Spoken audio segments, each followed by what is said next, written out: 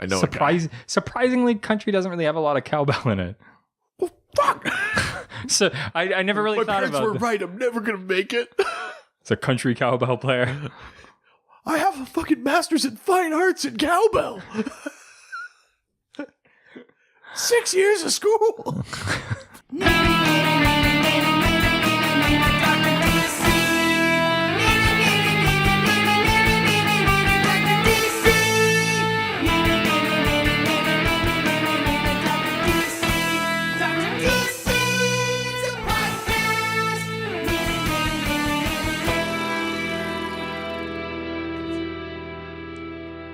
Welcome, residents, to the Dr. DC podcast. My name is producer Richard, and across from me is the Doctor himself. Hello. Each week, we talk about the weird and wonderful world of DC while fielding questions from listeners like you. Wow, what a roller coaster. I like that. There's a lot of energy and then also some anger. Yep. Thank you for listening. You can find us on Facebook. I put all the energy up front and I fall asleep by the end of the podcast. And just talk about the fucking thing. Newsflash, I'm sleepy. Amazing. Thank you. Speaking of news flashes, let's head on to the news.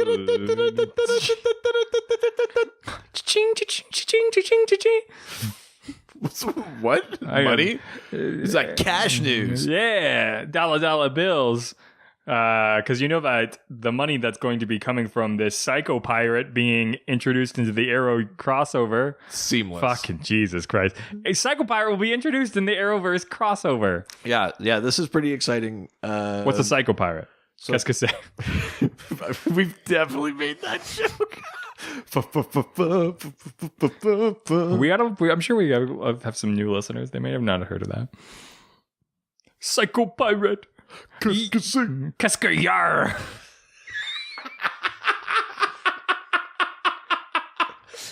So the Psycho Pirate has this thing called the Medusa Mask, and basically what it allows him to do is manipulate the emotions of others. And in the original Crisis on Infinite Earths, the Anti-Monitor uses the Psycho Pirate to control some heroes and villains for his own, nefarious plans. Yeah. And then after the crisis was done and like continuity was reset, the only character that remembered the previous continuity was Psycho Pirate. And this was a thing that came up in the pages of Animal Man. Similar to Savitar in Flash Season 3. I guess just in terms of having memories of other timelines. Yeah, that's what I meant, yeah. So the Psycho Pirate and then became important during Infinite Crisis because he was the only one that could remember the previous, Infinite Earths and things like that. So what we already know about this one, it's called Elseworlds. We know there's all these different parallel Earths. We get like the 90s Flash. We get like a version where Arrow is Flash and Flash is Arrow. There's Black Suit Superman. We get Batwoman.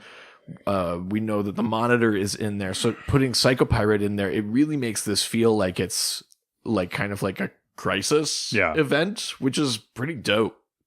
I kind of can't believe that it's happening. Really? Yeah, I mean, it's such like a big idea, and it's like all these like super comic booky things. They're not things you could make realistic, even if you wanted to. So it's kind of cool to just see them embrace how like ridiculous and silly and how big, comic books can be. I'm very excited for that. What's the Psycho Pirate's favorite letter? Is it Yar or R? No, it's the C. The thing I hate about that joke is it doesn't matter what someone says. You can do the other one. Yeah, it's the best part. Now I'm going to pull the legs off this crab. Psycho Pirate. Oh my god. A boy's best friend is his mother.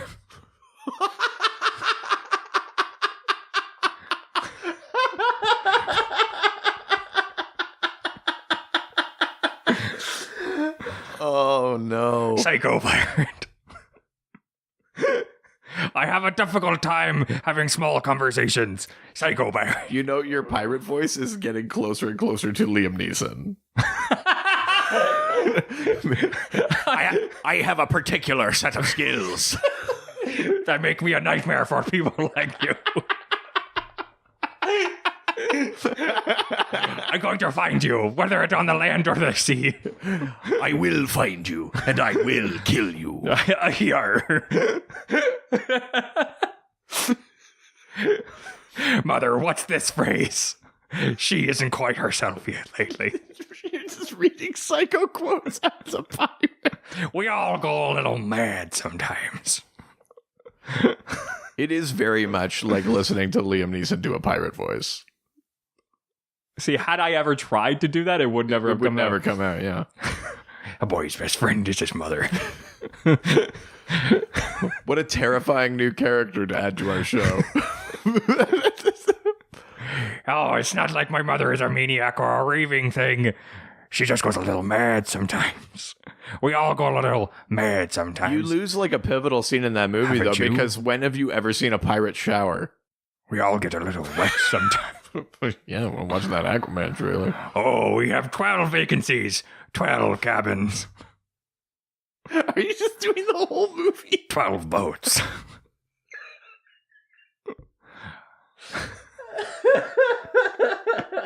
Here. Moving on, Jim Gordon gets a new nemesis for Gotham final season. I'm proud to say that I'm joining the show. Sorry. I'll be over here if you need me. Oh, why are you wondering? Right. Psycho Pirate v. Alfred. Dawn of Voices. I just don't want to go onto the boat because that's not an easy place to hide a body. No. But you could do it in the sea. It's not that difficult. No. Oh, I see. My question is, you've got your boat docked here. Is there like a dark alley somewhere nearby? Well, it's on the ocean, so there's not really any corners around as much as there is deeper parts. Corners. The thing you need for alleys is corners. But could you go into the depths of the water and it might be a little dark down there? Right. Mr. and Mrs. Way and young Brucey, why don't you walk along this little plank on the side of the boat here? My name is Joe Ocean. Better known as Jocean. Joe Krill. Joey Shin. Joey Shin. Oh, come on, Joe Krill. That's Oh, that actually is really good. I apologize.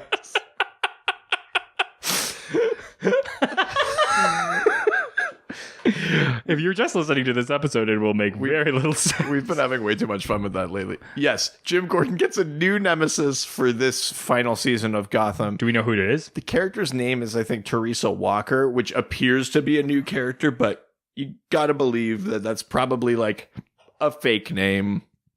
We're probably going to get some... Might she be a Texas Ranger? We're just still using the pirate voice. It's just a fun voice to do. She's probably meant to be like an actual comic character. You'll find out. In disguise, or they've just changed the name or whatever to throw you off the scent. In the way that, like what the fuck was his name from season 2 ended up being Azrael. Or what's his name from fucking the last Batman movie? Oh, actually, my name is Robin. Well, that, or they also did that with Talia. That's right. In that movie too, right? Miranda, or what's her name? Yeah. Marion Cotillard. Yeah. Her character had like a different name, and then you were like, oh no, shit, it's Talia al Ghul. No. Do you know what? So surprised. I've got nothing to lose on this. I'll say right now, I think this character is Talia al Ghul. Based on, I haven't seen a picture, and I haven't watched the show in years, but I'm just going to throw that out there. Based on this character is Talia al Ghul. It would, based on just the show being the show, you would not be surprised. Not at all. No. Talia al Ghul, or like, let's throw a weird one out there, Queen Bee. Whoa, that'd be a weird way to end the series. Yeah. Aren't they like going ahead 5 years or something in the future too for this season? I think just for the final episode. Oh, okay, that's a little bit better. Yeah. Still won't see Batman. Well, except in that episode. Oh, okay. I think it'll probably end with like, you know what? Do you know what would win me back after like a bunch of seasons of me not watching? Yeah. Is if the final shot of this series is Bruce putting the cowl on, but he's saying like Kevin Conroy's lines from the animated series, which is like, "I am vengeance, I am the night, I am Batman." I'd be like, "Yeah, all right, it was worth it." Yes, Gotham. yes, it's all coming together now. Oh, that suit fits really nicely, actually. yes. Yeah. That's weird. Maybe a couple more of those fish ladders, and just to fill out under the arms. But Alfred, I thought you said that you just made this. It seems a little bit dusty and old. no. Now I've got to kill you too. Jim, did you say you're having a child? It begins again. Why don't you take him to the movie? It's Batman Begins Again. That's how it ends. That would be hilarious if that scene in Dark Knight Rises, he's having his friend named Branka, and he sees them, and then he like puts the drink down, gets up, walks into like an alley and takes a gun out and then says, "Batman Begins Again." And then like that would be incredible. Or that's better than the like, "Oh, his name was Robin" thing. If they had done that, that's a better end to that. Or he's staring at them at the Arno, and he's looking, and then suddenly it like focuses to even past him, and he sees like a mother holding a baby, and his eyes squint.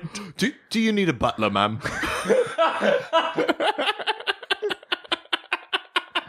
Wait, do you have a husband?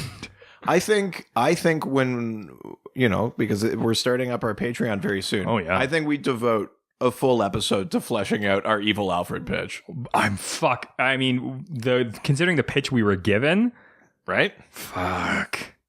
One of our amazing fans gave us a flushed out version of what the pitch for this might be, and we need to figure something out. Yeah. So. DC execs, we mean it this time. Yeah. I know we've been sort of like Boy You Cried Wolfing you this whole time, but really. Did that podcast Talking Alfred ever get back to you? No. Oh, they're really missing out. I imagine it's probably sacrilege. Yeah. They were like, "Oh, something about Alfred," and then they listened. They were like, "Oh, these morons." Idiots. Yeah, that's true. All right. Well, we're getting a first image of the Monitor from Elseworlds crossover released. Right. So, yeah. And super comic accurate. So, just the Monitor is a being who exists outside the orrery of worlds, outside the sphere of the gods, even. He's like one of like the ultimate beings of the multiverse, and is sort of like charged with protecting the multiverse. Yeah. There was in the original Crisis, there was only one Monitor, and then there was the Anti-Monitor, who was the villain of that. And then, how do you kill the Monitor? Do you give it the blue screen of death? That was good. Thanks. That was a good one. And then there were, for a bit, when the multiverse was reborn with 52 Earths, there was a Monitor for each Earth.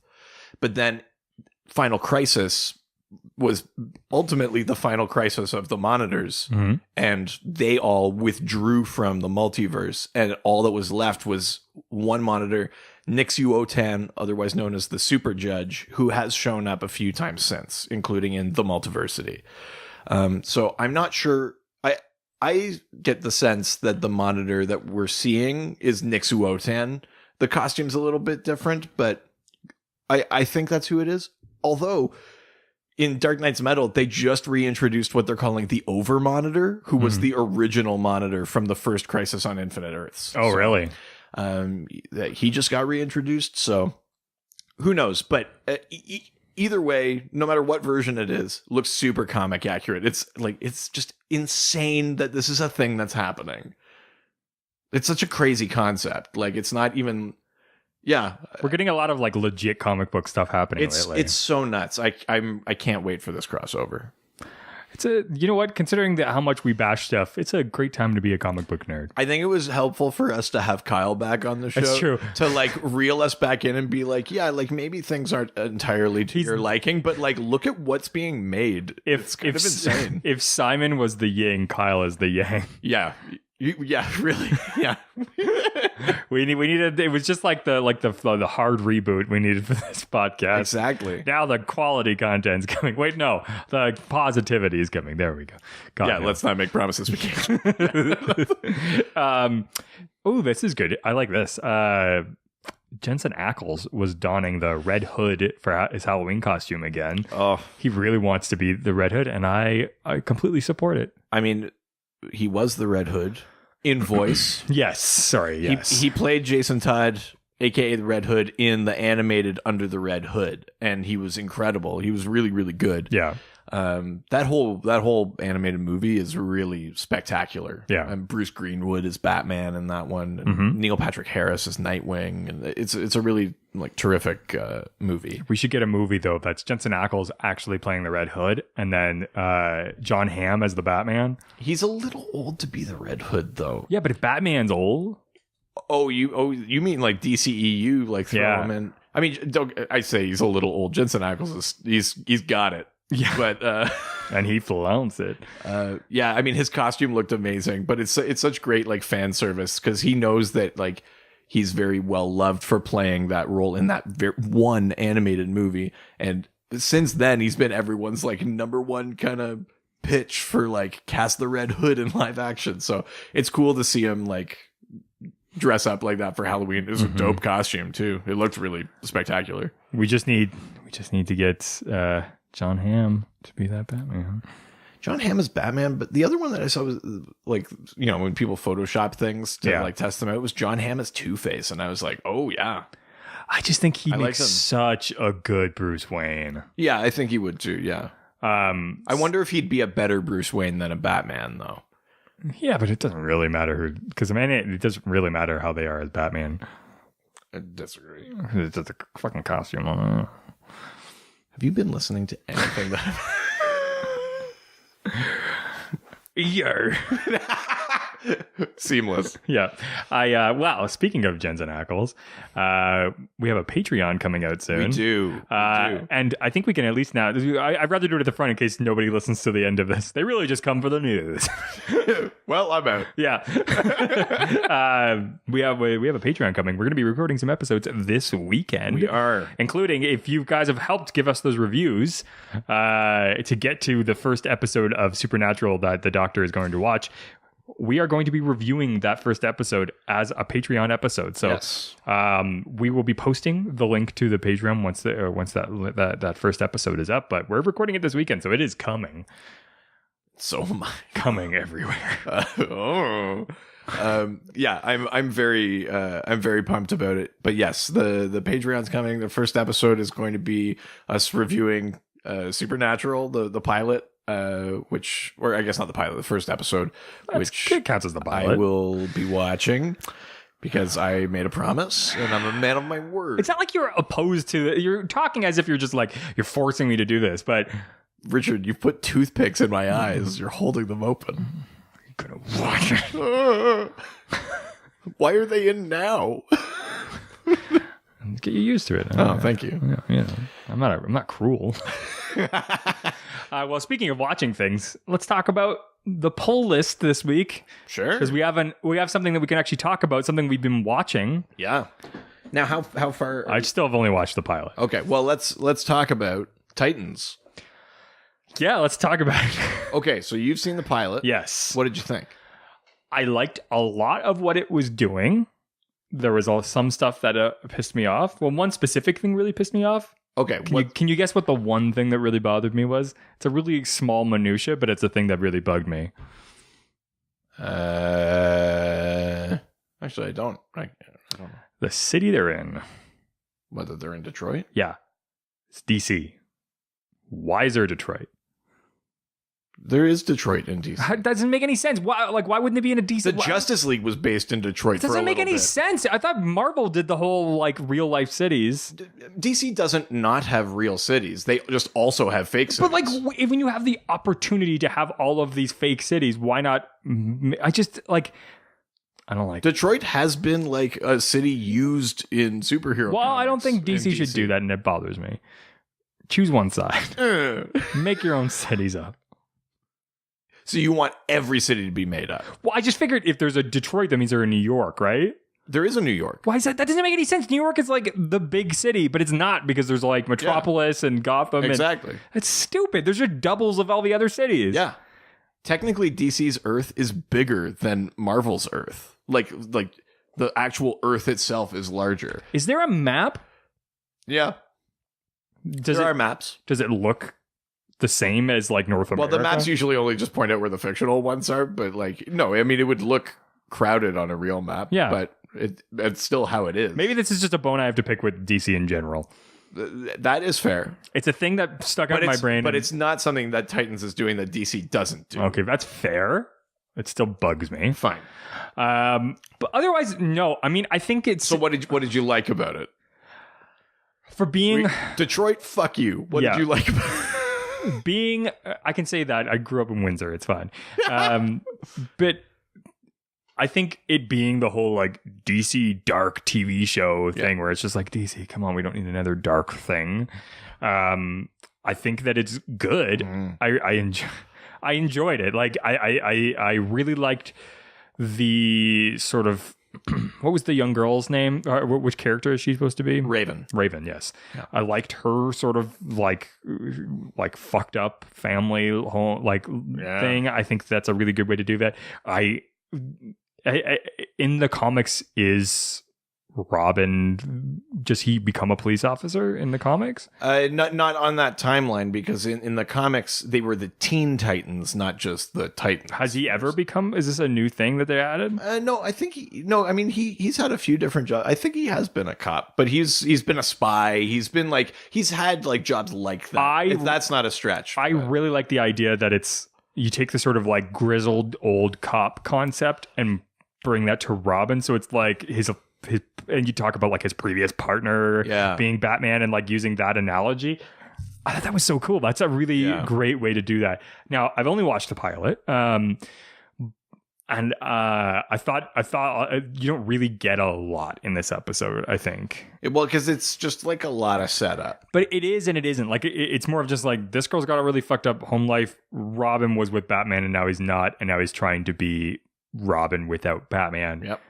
And then the two meet each other and then that's the end of the episode. But you see some Starfire in that episode, do you not? Oh, yes, that's right. Yes. And then they keep splitting to this like third storyline with Starfire being like in this very weird sort of like gangstery sort of scenario. Which I didn't really care for that storyline. I think that was kind of boring, and it felt really disconnected because everything else was so flushed out. For sure, right? It was like, and also this was happening. Well, I've seen the first 4 episodes. Okay, talk to me a little bit about it without any too specific details, because I will. Well, keep watching. The one thing that I will say is that they actually do a really good job of taking these sort of things that feel separate and and weaving them overlapping very, very naturally together. Okay, that's good. This is not a spoiler, but by the end of the 4th episode, the Titans leave together in a car. Oh, awesome. They're together. And the 4th is the Doom Patrol. Like 4th episode, you also meet the Doom Patrol. Does that feel forced? Like, does that feel no? And it actually like just a shitty backdoor pilot, or no? It doesn't feel that way. It's actually a really good episode, and it honors Beast Boy's kind of comic history because he kind of did start on the Doom Patrol. Oh, really? So like it's good they didn't ignore that and just throw him in as another member of the Titans. Yeah. Right? So that's really neat. The 2nd episode heavily features Hawk and Dove, which was very, very cool. They're exceptionally well cast. Yeah, I have like a complete like fictional character crush on Dawn Granger on Dove. Oh, really? Yeah. I'm very, very impressed with how they're weaving these different things together, how they keep some mystery, even for people that read the comics like me. Like I don't know how this world is going to play out. Like they're doing a really good job of that sort of thing. But yeah, I think it's very well cast. It's well acted. All of the shit people were like fuck Batman or whatever. Like it makes the show does such a good job of bringing you into like where these characters are, why they are the way they are. Is it 4 episodes of just like building out the team? A little bit, but there's lots of action, and it's not like it's taking the long way around or anything like that. Like, it's actually moving pretty quickly. Is it too fast though? No. So it's really, really well paced right now. Putting it up against the Marvel TV shows, I know they're very different things. Sure. Which is hilarious, actually, because the Marvel TV shows tend to be the gritty, realistic ones. Sure. Well, okay. Well, we'll break it down a little bit. In terms of pacing, it's obviously better than Iron Fist because everything's better than that stupid. I would say it's better than so far. It's pacing wise better than Luke Cage. Mm-hmm. Luke Cage was a little slow. It feels more like first season Daredevil in terms of like, actually first season Daredevil might move slightly more slowly than this, but it's what about fight scenes? Fight scenes are really good because the first episode you just kind of got one quick one. It didn't really. There hasn't been anything like that hallway fight or whatever from Daredevil or something like that, but that's kind of like not the type of show this is. That's also like an exceptionally high bar, and we're only 4 episodes in. Like, maybe when they start working as a team, then we'll see some like teamwork fight. That is where I would expect to be like, oh shit, like great fights. Would you put this up with other DC shows? Yes. Better than Arrow. Could you put it up with The Flash and like Legend of Tomorrow? I mean, thus far, yes, absolutely. I mean, they're different beasts because, especially if you're comparing to Legends of Tomorrow is basically gone comedy. Yes. And this is totally not. But just in terms of like the quality of the characters and things like that, I mean, Titans is really, really top notch. I'm loving it. I'm really it's got you hooked. Yeah, totally. Wow, I'm definitely interested. There are some great like minor villains introduced in the second episode, and they are fascinating to watch. They're terrific. So get to the second episode because Hawk and Dove are great, and these minor villains are amazing. It doesn't feel like too much too quickly either. Not at all. Because I will say that the first episode, I mean, I haven't watched the second, third, or fourth episode, so clearly it doesn't have me enough. Sure, but that being said, I went back and I've been watching The Flash, and I'm at the end of the third season so far.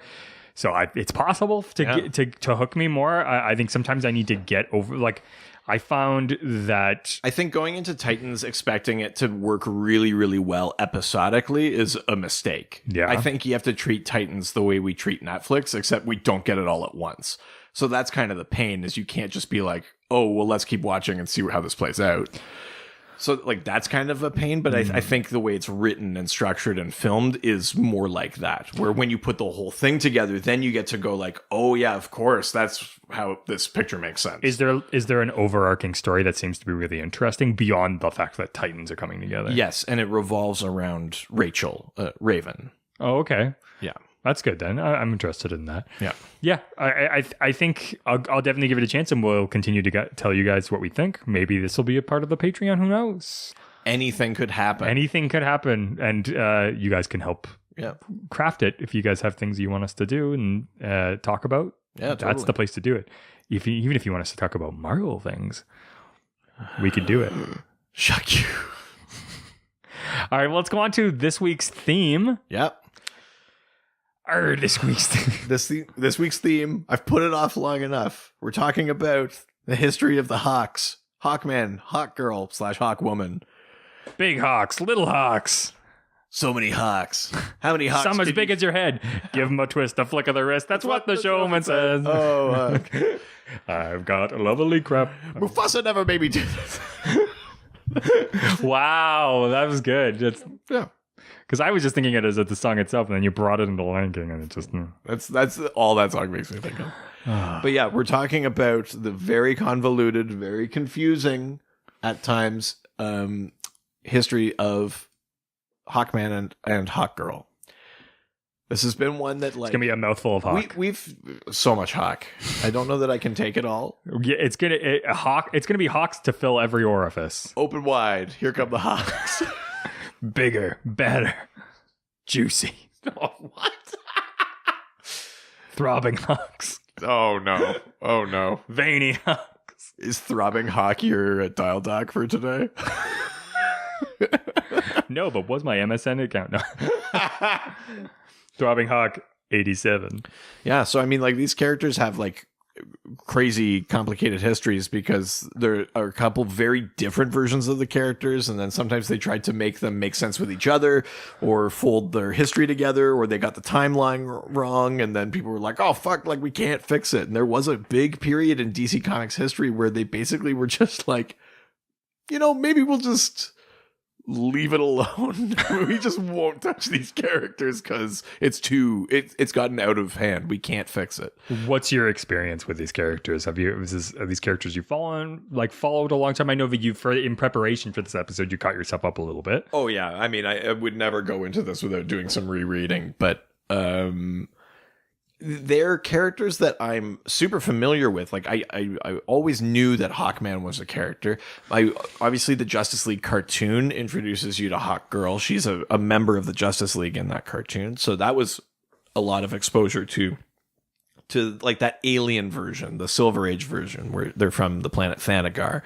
And then it was like when I got into comics, then I was kind of reading comics sort of in the era of like Blackest Night, Brightest Day. They're obviously pretty major characters in there. And then like moving backwards, then there's like Jeff Johns' JSA run and things like that. So the version that I'm probably most familiar with is that more Golden Age one where they reincarnate. Which is the version that I know just because my only experience with them has been from The Flash. And frankly, that's the version DC leans on more.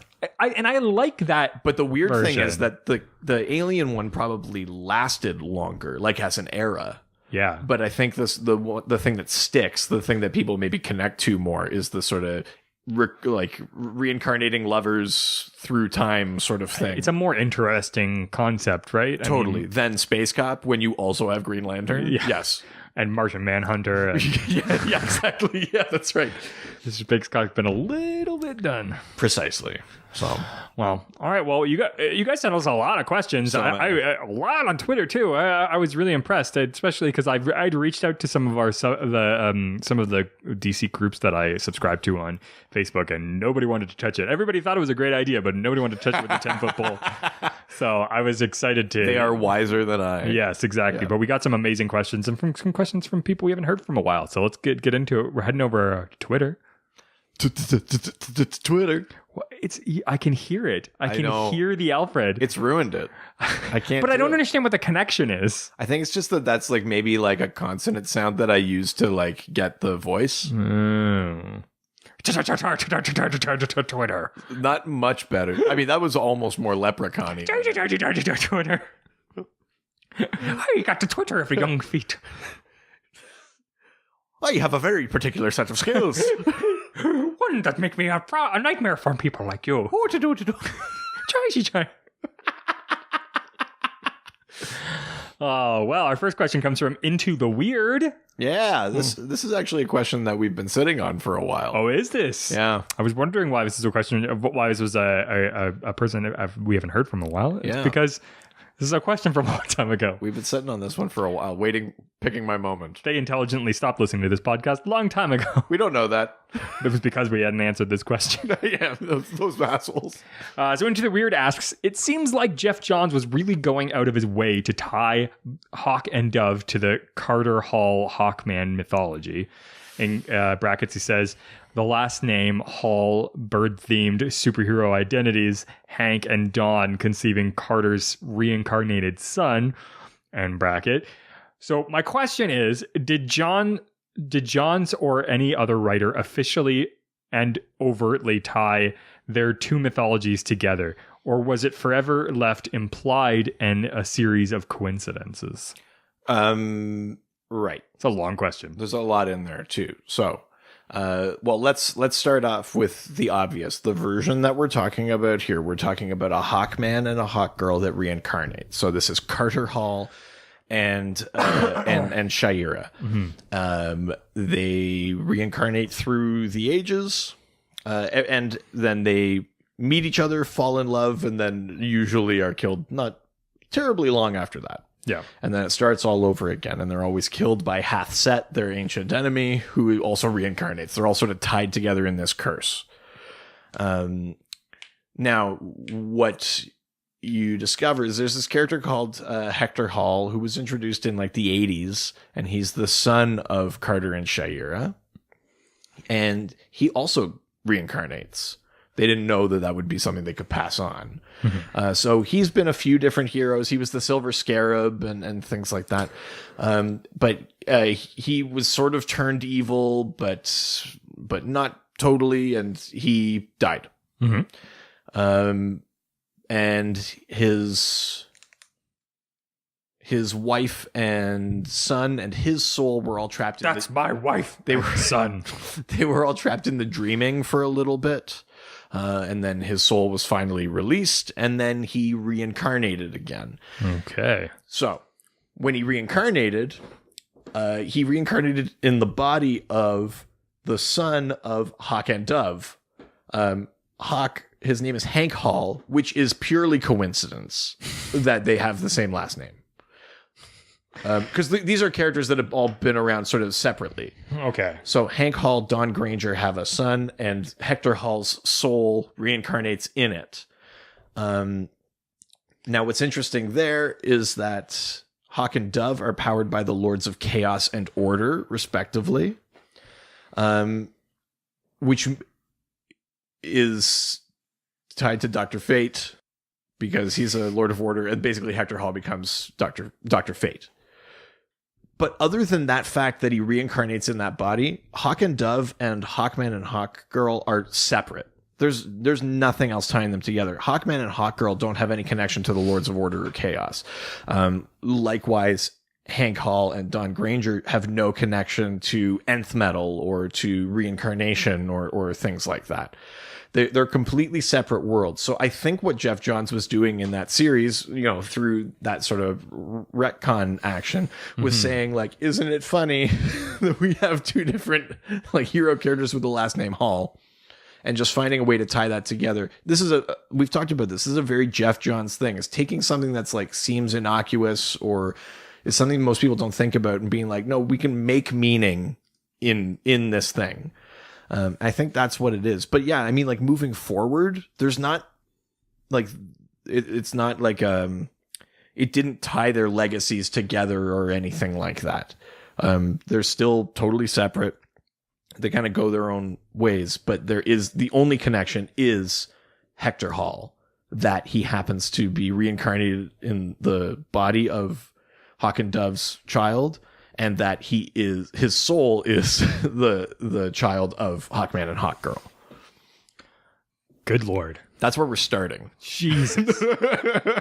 Well, let's go to what hopefully is a easy question. Okay. It comes from Christian Taylor. Sure. Who asks a one-word question. Weaponry? Right. I'll infer that the question is, what kind of weaponry do they have? So there's a few different things. So, the Silver Age Hawkman and Hawkgirl had access to a bunch of sort of alien things, ray guns and whatnot. Jesus. And I have some like old Hawkman cartoons that are kind of done in the style of that like really old Spider-Man one, those sort of Filmation cartoons. Yeah. And in that one, he's got ray guns and a spaceship and all this kind of stuff. Oh, God. But the Golden Age, he's probably most iconically seen with a mace. That's Hawkman's like main weapon. And then in the cartoons and other things, sometimes you see that mace can be charged with energy. It could be also made of nth metal, the way that his wings and harness are. And nth metal is this very particular material that actually has a number of properties, but its sort of most obvious one is that it negates the effects of gravity. So that's how they fly. But it can be like manipulated like mentally by the wearer. Like it's a very like unique kind of substance. Mm-hmm. So yeah, sometimes the mace is made of that. There's a gauntlet called the Claw of Horus. And this is because sort of Carter and Shayera's story effectively starts in ancient Egypt, when they are exposed to nth metal and where this sort of curse comes from. Yeah. So the Claw of Horus is made of nth metal, and it actually can like draw from the like magnetic core of the earth. Oh. Hawkman uses it in an arc in Superman Batman to basically like punch Superman out of the sky. Whoa. Because he basically draws on the entire sort of gravitational power of the Earth using this gauntlet to punch Superman. Yeah. Which is pretty impressive. I actually don't think the Claw of Horus is used all that much, though. Let's see, what are other things that they've got? Not necessarily a weapon, but they have this thing called the Absorbiscon, and the Absorbiscon allows them to communicate in any language and like learn memories of past things, and it does all sorts of things like that. But generally speaking, Hawkman and Hawkgirl are like master hand-to-hand combatants. You know, there's always going to be the Silver Age one that has ray guns and things like that.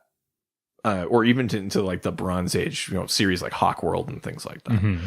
But in general, they're master hand-to-hand combatants. So maces, swords, things like that, they can handle them. And then they're also master aerialists. So they're like, Superman can fly, but Hawkman is a better flyer. Oh, really? He flies better. You know what I mean? Like that's where they shine. Like, if you were to see them, when you see Superman fly, he flies and he punches and then maybe he turns around. But Hawkman could sort of dip and spin. It would be like watching like a Top Gun kind of thing. Yeah. But so yeah, it's mostly that like close quarters hand to hand stuff. So any weaponry that they use, and a lot of it is sort of like ancient things like maces, swords. Yeah, whatnot. that's what I've seen. That tends to be what they go for. Just very brutal weaponry for characters who don't necessarily kill. Oh, they do. They do? Yeah. Hawkman is kind of notoriously brutal. Oh. He's very violent. Cool. Yeah. All right, let's go to the next question from Axel. Axel. Wait, didn't Axel correct? Is Axel the one that corrected us? Someone corrected us that they're not actually that they're not Australian. Oh, really? They sound more like Alfred, is what they said. Oh. Axel. This is really not a good thing. But, I need to get the voice up. When I was in Burma, so I tried playing with a ruby the size of a tangerine. Axel. There, Axel.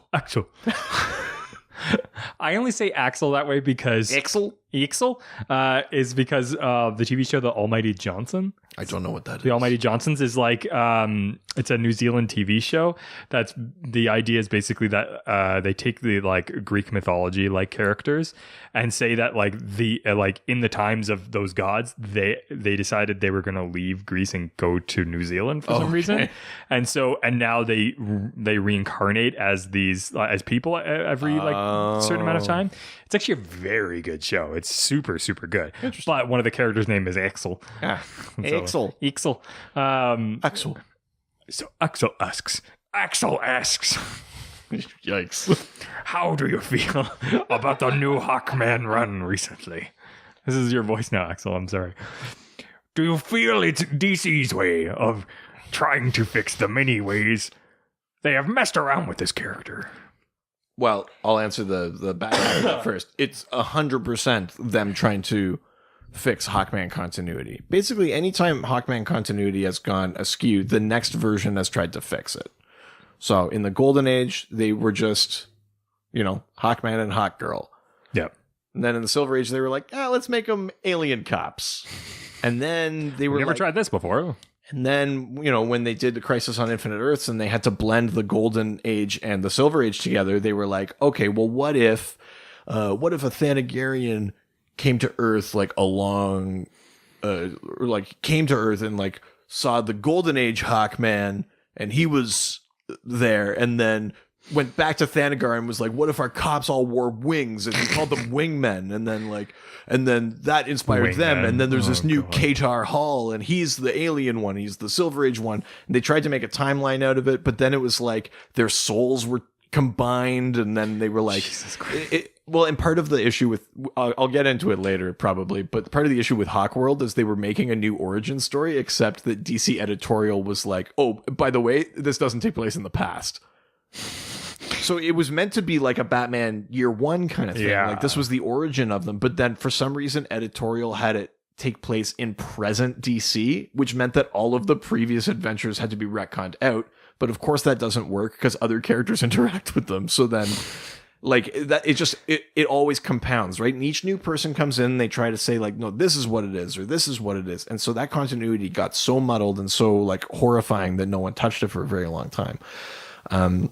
This new series, which is written by Robert Venditti and drawn by Brian Hitch, is, I think the first attempt at fixing it that I've seen that works, that makes sense, that has an internal logic that can account for all of the variables. Mm-hmm. And basically the premise is that, well, what you learn in Dark Knight's Metal is that the ancient Egypt version, Prince Khufu and Princess Shaira, the first versions of Hawkman and Hawkgirl, that wasn't their first life. But that was like, they're made to not remember anything before that. They actually go back to like cave times. Oh, wow. So that's like a revelation. And then as Hawkman is trying to explore this and learn more about it, he discovers that he doesn't just reincarnate in time, but also in space.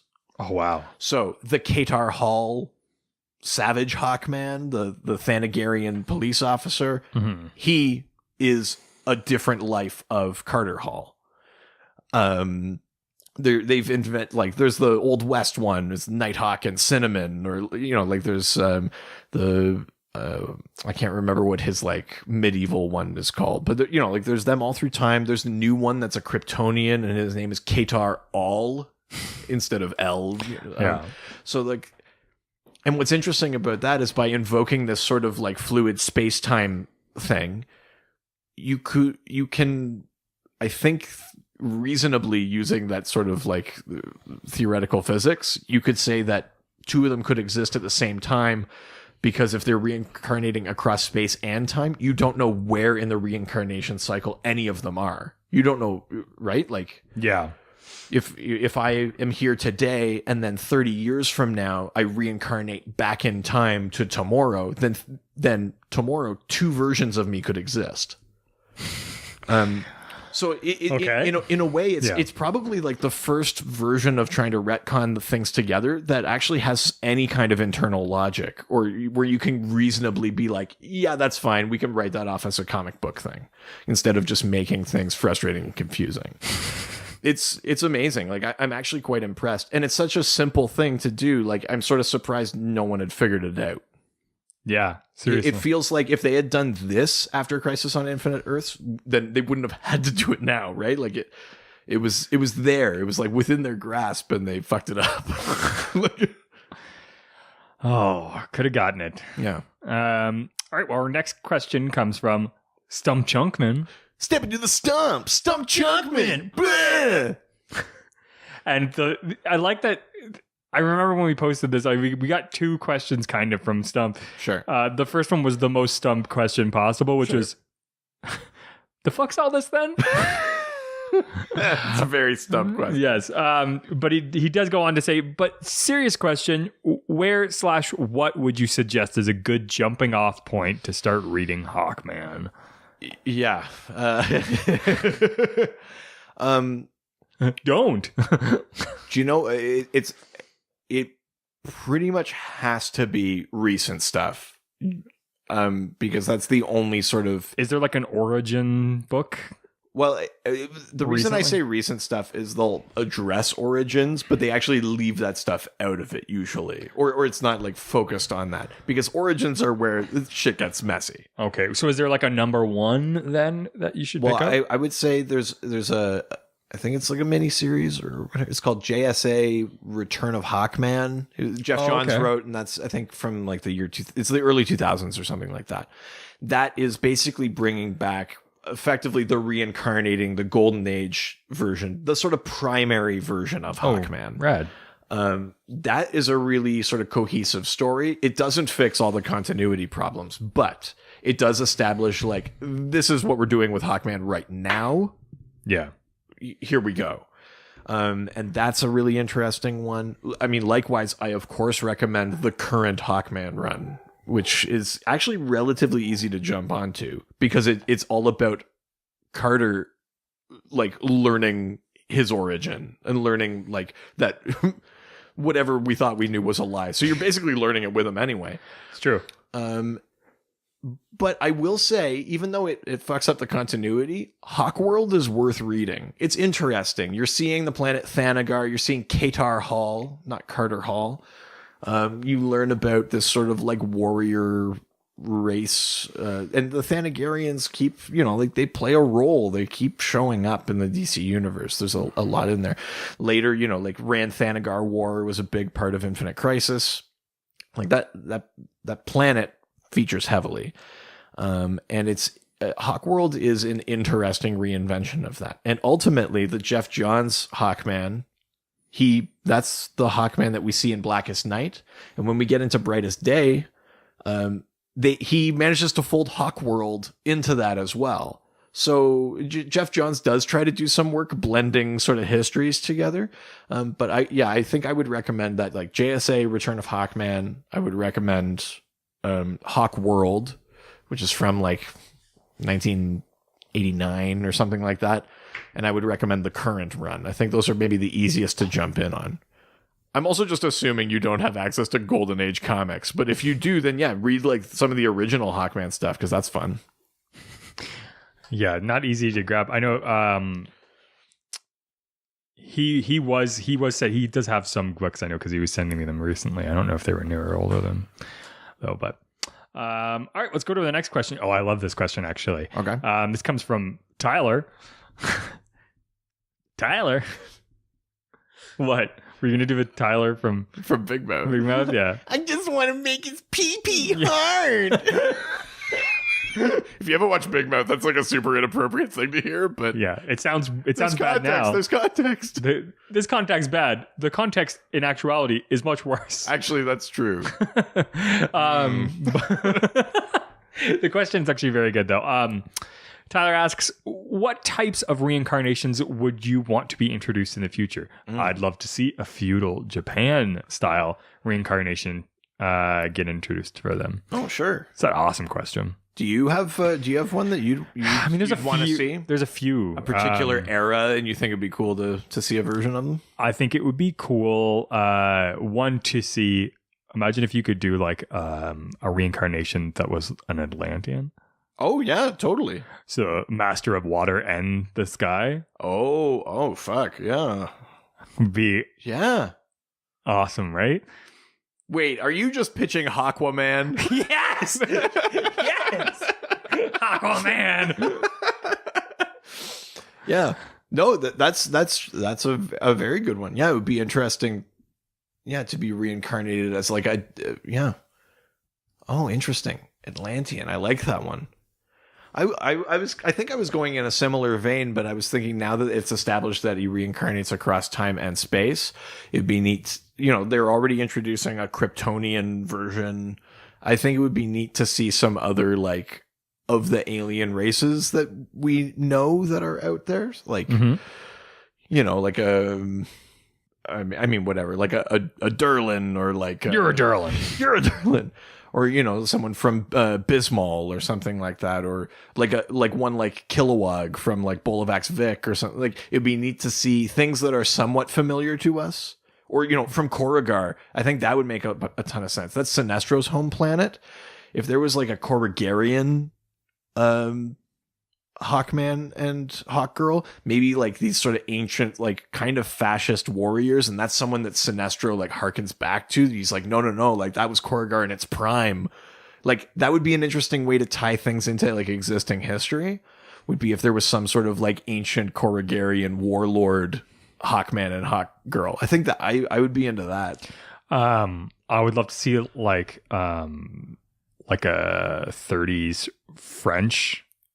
Like okay, right. Like a Parisian, right. like ma chérie, and do it in like the Triplets of Belleville style.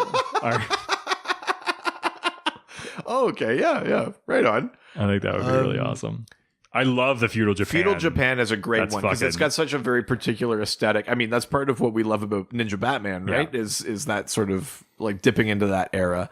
You could probably you could pick a bunch of other eras of like Earth history and you'd find something like, like an Inca or an Aztec Hawkman and Hawkgirl, or like tribal, like African, like that, or like the would really work in everything, or like the sort of Maharaja, like India kind of thing. Like I think would be so rad. I think there'd be lots of versions that would be neat. I mean, of course, the caveat in there is like not doing it with like, but doing it like to respect the cultures that you're like tastefully and things like that. But I do think there's room in that mythology to explore some of that shit. Unless you do the Canadian version. It's, oh yeah, your hoes are like... They just reincarnate as like hockey players. Bob and Doug Min.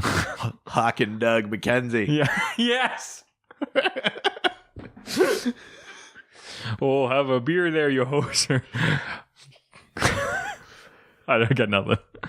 I thought I'd be better at that. If they're like bird themed, then wouldn't they just be the Mighty Ducks? Well, no, they'd be Canadian, so they'd be the Mighty Geese. Oh, I don't like that nearly as much. No, it's not as good. All right, well, let's go to the next question then. Sure. From our old friend Dave Rossi. Yeah, Dave. Dash'll turn off the podcast. Dash'll, oh my God. Turn off the podcast. Delete the podcast. Go into one of those internal sunshine of the spotless mind machines and erase your memory of ever listening to the podcast. Yeah. But then like bump into like an image of the Doctor and like have to struggle with your like internal memory of like the love you had for this podcast, and that's actually like breaking the Oh right, yeah. And then rediscover us later when you're older and enjoy the episodes anew. Exactly. Yeah. If it's not too much to ask. Yes. But much like Hawkman, think of the years with Colin as the really the silver age of Dr. DC. Are you looking to retcon the show? Retcon what? What do you mean? We're episode 10. I completely forget what we were talking about. Well, question comes from Dave Rossi, which asks, is Half-Set now irrelevant to the Hawk mythos, which I'm loving? I guess we don't know about Hawkwoman yet. Well, I mean, Kendra, like Hawkgirl, is a member of the Justice League right now. Okay. Hathset, like I said, in the sort of original version of this reincarnating Hawkman, Hathset is the one that kills them, and he kills them with an nth metal knife. And again, this metal has very many mystical properties. Not with kindness? No, he does not kill them with kindness. He kills them with a knife made of nth metal. Close, similar, but very, very close. Reasonable to mix those up. Could you make a sword in one of these?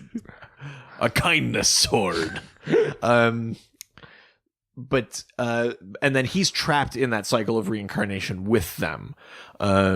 So every time they reincarnate, they find each other, they fall in love, then they are killed by Hathset. That's basically like how it plays out. Like I said, we've just discovered through Dark Knight's Metal and through this current Hawkman series that Hawkman's history actually extends beyond that ancient Egypt one. That's not the first lifetime that they had. It all goes all the way back to ancient times. Now, I'm about to say a few things that sound even more insane than the shit that I've already been talking about. So when we go back to caveman times, there were originally 3 tribes. I think it was like wolf, bear, and bird. Okay. And and so we now know that there's a version of like the first version of Hawkman and Hawkgirl. They were the leaders of the bird tribe. And then there's like the wolf tribe and the bear tribe, and Vandal Savage is in there. Like we're talking way, way, way, way back, caveman times. I'm really more of an Edward tribe than... Just wait, this is going to get so convoluted. In 2009, during Final Crisis, Batman shoots Darkseid with a Radion bullet before getting hit with Darkseid's Omega beams, and everyone assumes that Bruce Wayne is dead. And you see his corpse rise in Blackest Night. You learn later that that's actually like a decoy cloned corpse, and Bruce Wayne was not killed. Christ. He was sent back in time. And there's a whole thing called Return of Bruce Wayne where you see him sort of fighting his way back through time. when he goes back in time, this demon god known as Barbatos sees him and sees him as basically like he's going to like sort of groom him to be eventually be his portal into the mortal realm, which he does, and those are the events of Dark Knight's Metal. It's the Barbatos is in the Dark Multiverse, but that creates a new tribe in caveman days called the Bat Tribe that worships this evil god Barbatos, and the leader of that tribe is revealed to be Hathset. So even Hathset now has a revised origin that goes all the way back to the caveman days. So to answer Dave's question, actually, no, they found a way to keep Hathset relevant because he also now has an origin as far back as the cave tribe era. So he's tied in there, and he killed the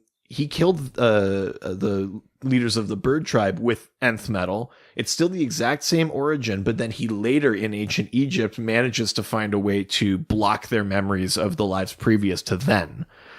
So there's a lot in there. I feel like you should be drawing this all on like a clear whiteboard. I need like on wheels. red string and like that Charlie Day meme.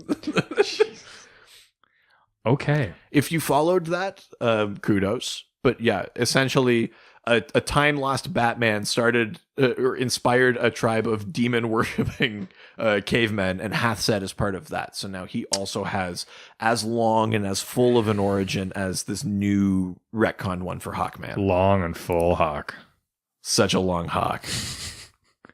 All right, let's move on. At least please 11 inches of Hawk. It's a lot of Hawk. I don't know if I can handle that much.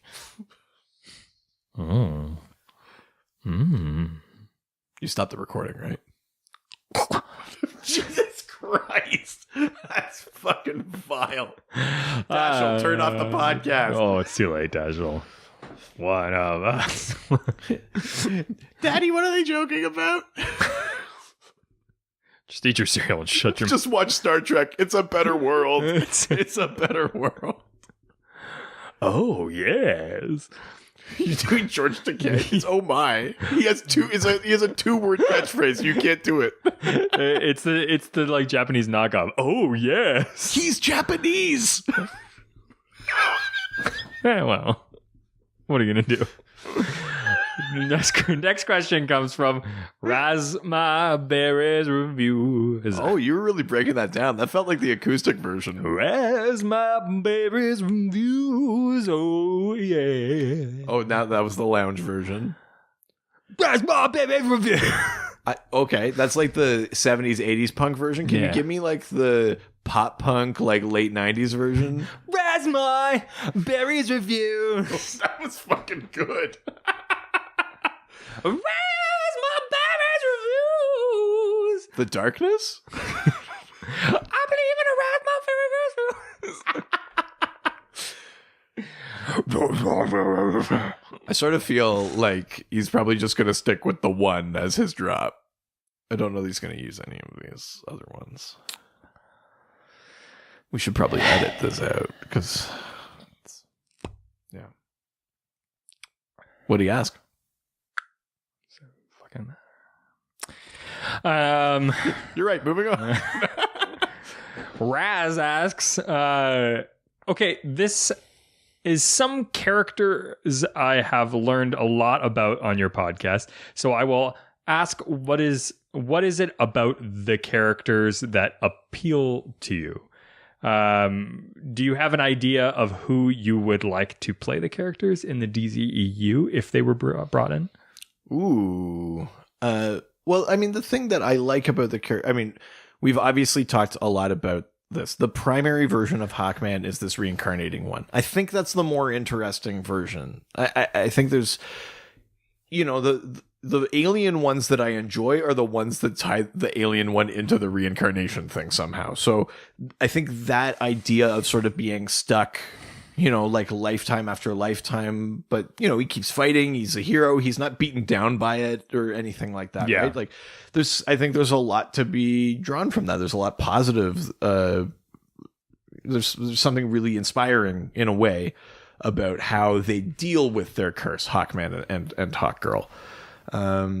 also, I mean, ultimately, it's always a story about love, which is beautiful and lovely. Yeah. It would make for an interesting live action movie because, you know, if we're thinking of things maybe going more of like a genre route, you could pretty much make like, I wouldn't want it to be full on, but you could basically make like a romance movie of Hawkman and Hawkgirl. I think you could.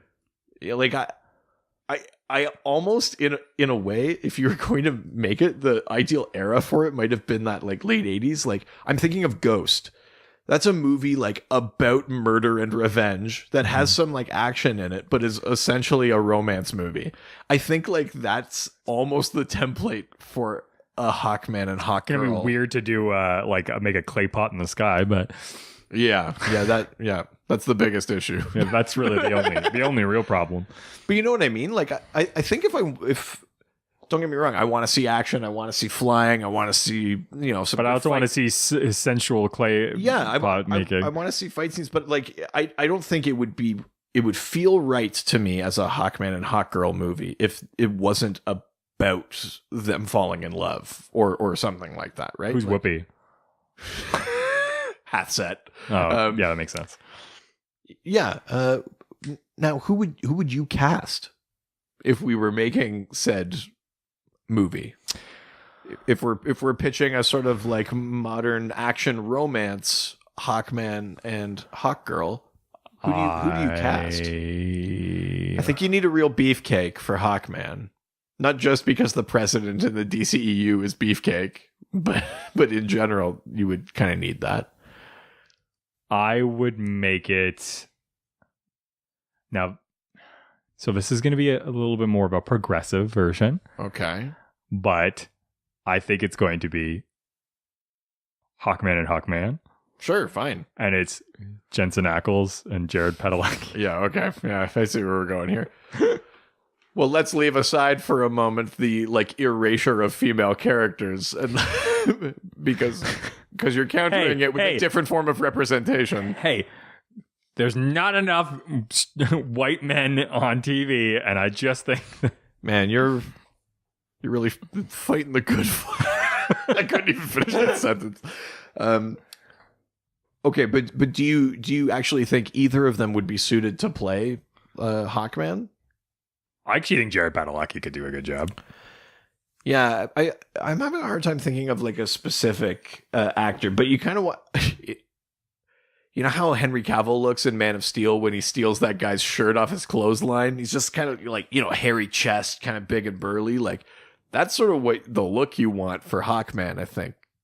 Yeah, sort of big, barrel chested, hairy, kind of brute sort of a guy. Yeah, Hawkgirl or Hawkwoman is interesting. Kendra Saunders definitely has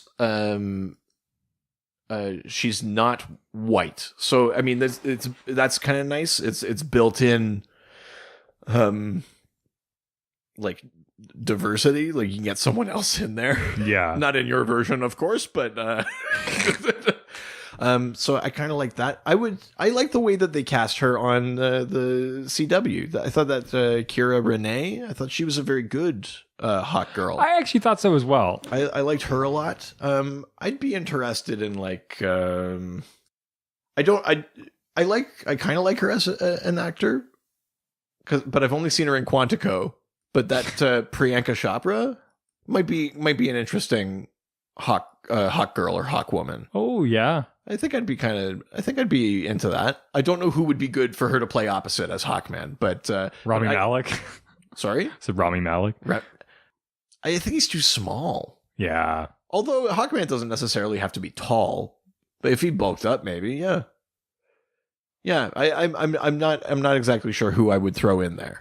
I would love to see like a Middle Eastern actor. I think that would be actually pretty cool. I mean, the nice thing with Hawkman and Hawkgirl is because they reincarnate, you can do anything. It's a missed opportunity if you just find like generic white people.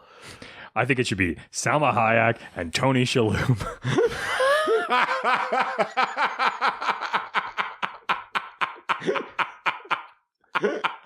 Tony Shalhoub. Oh, God. I mean, there's nothing to say that they're always like buff in every lifetime, I guess. I just also like the idea that it's like Salma Hayek and Tony Shalhoub is the one that she's in love with. Good old monk.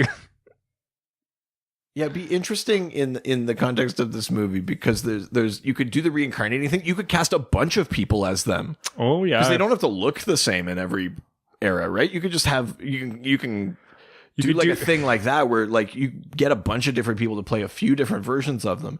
There's also like the Indiana Jonesy kind of vibe. Like if you could like DH Harrison Ford, I would, or if you were making this movie in like the 70s, Harrison Ford would be a great Carter Hall. Or you could do that Bob Dylan thing where they like had a bunch of different actors. Oh, sure. Yeah. Yeah, it's weird. Yeah. I don't know that I can think of someone offhand that springs to mind would be great for it. But I would super be down for, I think, Priyanka Chopra as Hawkgirl. That one makes a lot of sense. I actually like that too a lot. Yeah. Well, this next question... I feel like it's like a time remnant situation. Okay. Because you really are watching season 3 of The Flash. Yeah. It's coming from Richard. Jacques Hughes. Is it me Hughes? Hughes? Hughes? Hughes. Yeah, that's good French. Richard asks, do you think we will ever get Hawkman on the big screen? If we did, how would the design of the character in your eyes be? Right. P.S. I love this show. Oh, that's nice. See, Richards. Not all dicks. Some of them are great. I don't know. Well, I mean, maybe if this keeps going on forever, then yeah, I mean, maybe just in terms of probability, it gets higher and higher that you eventually do a Hawkman movie. I don't know the way they gotta run out of characters at some point. I don't know the way things are right now that you do a Hawkman Hawkgirl movie. Although they should, because it would be cool. There's lots to work with. So we talked a little bit about I talked at least about what I would like to see like structurally from a movie. Yeah. Design wise. Do you want to see this sort of like Egyptian armor type? No, do you know what? Because we were seeing this like push of like comic accurate, I kind of want to see like the green pants, the yellow like gladiator harness, and really, you know what? Just fucking go for it, right? Like a proper like hawk helmet and stuff like that. Would you want like a original timeline or like something in the future? Well, sort of what's been. I think what's a good era do you think? A good blend of things is the old Golden Age one. Everything just looked like it was fabric, right? Like the gladiator thing could have just been made of like cotton or something. Yeah. What they do now is it's made of the nth metal, so it's got sort of some shiny armor, but it's like very kind of exposed. He's still wearing pants as opposed to just like armor. Yeah. I think that sort of blend of things fits and makes sense. I think it's basically like what has happened to Aquaman in comics and in the upcoming movie, right? Mm-hmm. The sort of shiny kind of armor look mixed with a bit more of like that sort of close, skin tight kind of pant sort of thing. Mm-hmm. Yeah, I mean, I think I'd like to see some color, especially if you're spending a bunch of this movie like in the sky. Why do you want to look at something like dull or muted in the sky? If you get the color of blue and the sun shining and these bright white clouds, it would be awesome to see the green and the red and the sort of gold of the hawks. Design wise, I think that's how I'd want to go. Hawkgirl, I really like Hawkgirl's look in the comics right now. I mean, very reminiscent of previous looks and of even the cartoon and things like that. But there's it's very angular, like the way that the helmet comes down. It almost looks like the helmet is her head, like in a way where it doesn't look there's a head inside it. It looks like, oh, maybe she is a hawk woman. So I think I something like that. I don't know how you make that work in real life, but I'd be interested to see what it would look like. Yeah, I would love to see. So this is how I picture it. They pitch the movie as like Egyptian era Hawkman and Hawkwoman, and like all the trailers, everything is like you're gonna get this Egyptian movie. Oh, like the whole movie is The whole movie like is Prince Khufu, Yeah. Princess Shaira. Then 20 minutes into the movie, they both get killed. Right. And then it's the rest of the movie is like Groundhog Day, basically, where they slowly start realizing that they keep reincarnating and Right. dying, and then they just like, and you get like just they keep reincarnating, and they have to slowly kind of figure out how to defeat it, and then the end is like modern day, Right. and they finally like figure out what to do to be able to kill. I like that. I like that a lot. Right? Yeah. I think that totally works. I think that'd be awesome. Yeah, and I mean it's funny because that's like it would be a different spin on the sort of time lost origin story that we have from like Captain America and Wonder Woman in films right now, because you'd actually see the intermittent time, right, from and like in several between the thousand years ago. flashes you could like see like other characters that like would just like get like a small sort of part in it. You're Sure, like, hey, wasn't that yeah. Oh, that is interesting. I think that'd be fun. Yeah, I dig that. I think that's a good idea. DC execs. I just want to mention right now, because I've caught myself doing it a number of times. I'm being very guilty right now of just talking about this whole mythology and just saying Hawkman. But it's very important, I think, to mention that like Hawkman and Hawkwoman. Well, yeah, I mean, like Hawkgirl is not like a really late addition. No. You know? And their story is about them together, right? It's true. So like The better story. Yeah, my shorthand right now is just saying Hawkman, but that's kind of like erasing her existence from that. It's really important to like reiterate that like the thing that makes their story compelling is that it's the two of them and Hathset locked in this continual cycle of death and reincarnation. Yeah, I caught myself doing it a bunch there. I just wanted to mention it because I would have felt bad otherwise. Well, let's go to the last question on Twitter, which comes from those spacey text messages, the cosmic DM. That was good. Dropping in them DMs. That was good. Cosmic DM asks, is there a reason Hawkwoman/girl was in the Justice League cartoon? Also, why do you think such a dated golden age/silver age character survived so long and is still relevant in DC Comics and continuity today? Sure. Well, I mean, a very like pragmatic, obvious reason that Hawkgirl was part of the lineup in that cartoon is to have another female character in there. Yeah. Because most Justice League lineups, it's Wonder Woman and 6 male characters. Yeah. So for the cartoon, that was an obvious change. They subbed out Aquaman for Hawkgirl, which hurt you a little bit, but I mean, at the time, I didn't know that it hurt me, but but Hawkgirl is interesting. She's an interesting counterpoint to Diana. That version is the alien. She's Shaira Thal. She comes from the planet Thanagar. Yeah, they're warrior races, but Diana and Shaira have very different personalities. Diana is sort of tempered by compassion and understanding and things like that, and Shaira is like there's a rage and an anger inside her, and I think it's neat to see those two things pitted against each other, but then it's also neat to see that like the two of them are like some of the most powerful characters like at all, right?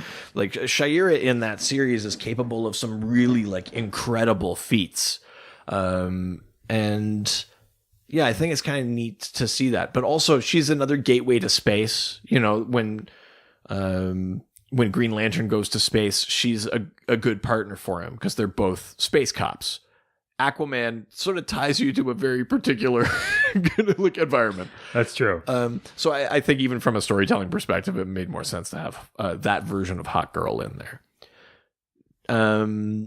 Yeah, I mean, I don't know that I think that the characters are dated though. No. I mean, this question comes up for it comes up for Superman all the time. People are like, oh, he's such a goody two shoes. What a like boring kind of like. You know what I mean? Like, there's always something like that. But a lot of these characters now are coming up on, 75, 80 years of age. and the Hawks are among them. Same with Green Arrow. Green Arrow was basically, when he first showed up, he was just like a knockoff Batman. He was blatantly a knockoff Batman. He had an arrow cave, and an arrow car and shit like that. Like, he was literally knockoff Batman. Wow. But they carve out their own niches, right? Green Arrows ended up being this sort of like social justice and like fighting for these like sort of street level crimes and bettering the lives of individual citizens, right? For the Hawks, I think the thing that really makes them stand out is their relationship with each other. They're not necessarily ever like married or whatever, but like that's a superhero relationship that's foundational to their characters. The Silver Age Hawk stuff, I mean, like, I've read a bunch of it, but it's kind of like, it's just there to, I like when they go to space with like Adam Strange or stuff like that. Like, I find it interesting, but it's not as interesting to me as like just a story just about them or things like between them. I think the best blend of those things I've ever seen was in Brightest Day. Hathset takes the bones of all of their previous lives and builds a gateway to Hawkworld, and then like Khufu and Shaira's bones, like their Egyptian lives, end up in the center of the Violet central power battery, like to power love for the Star Sapphire core. Jesus. Like, they tie them together that way. Like, that's, I think, maybe the best blend of sort of the space side of the Hawks and the reincarnating one.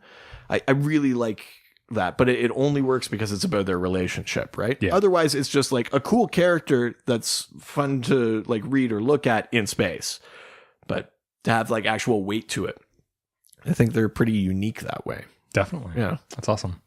Well, with that, the Dr. DC podcast will be back after this quick break.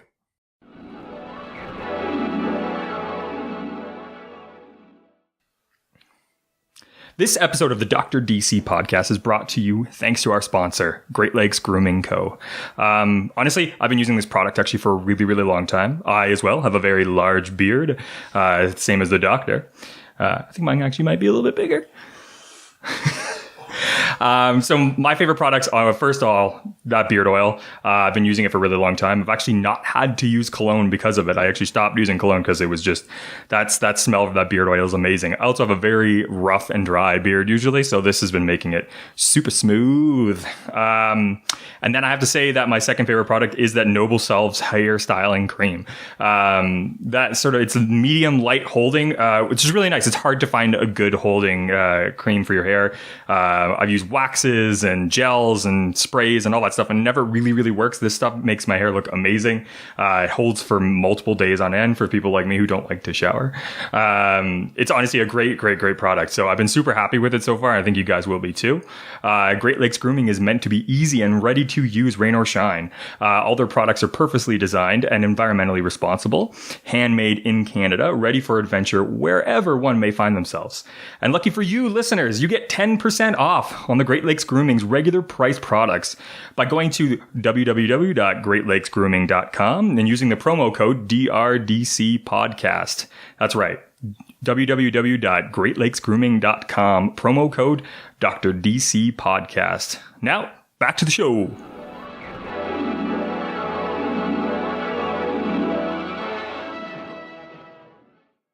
And we're back. Hey. Giving myself enough time to edit in between those 2 points. Oh, yeah. I see what you're doing. I don't have to actually fucking listen to this trash. Just look at it. Richard, we're recording.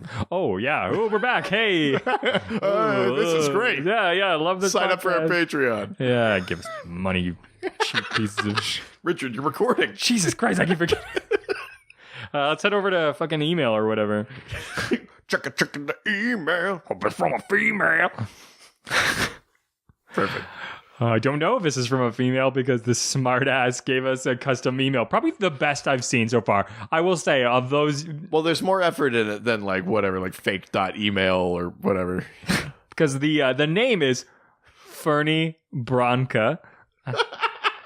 Fernie Branca. And the email is banks@arno.com.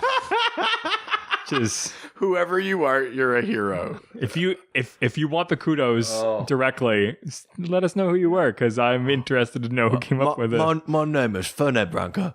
It's banks@arno.com. My name is Fernand Branca. You can contact me at my email, deadparents@crimealley.com. It's a very oddly specific email. Yes, I nothing, Mr. Wayne. No. It's Alfred. I see your resume here. You want to be our butler. I would love to be your butler. I just have one small issue. Oh, sure. What is it, Mr. Wayne? So your email address is Yes.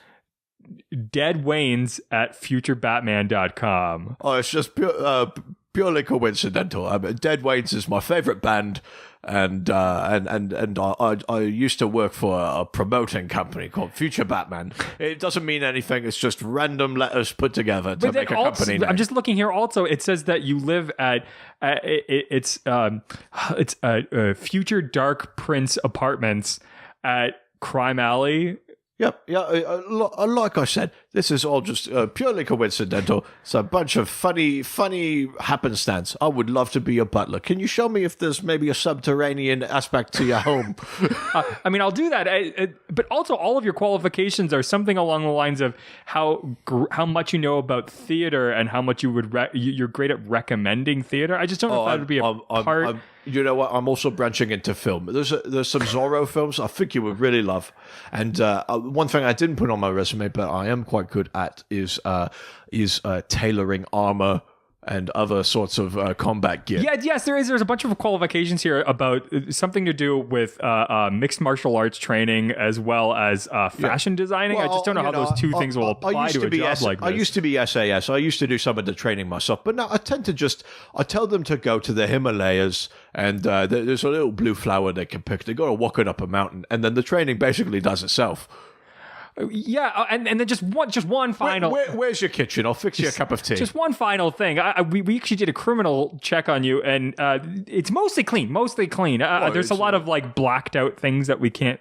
Oh, do you know what? That's just from my time in the tailoring business. But there is one. I didn't even know that they did this, but apparently small child fighting ring.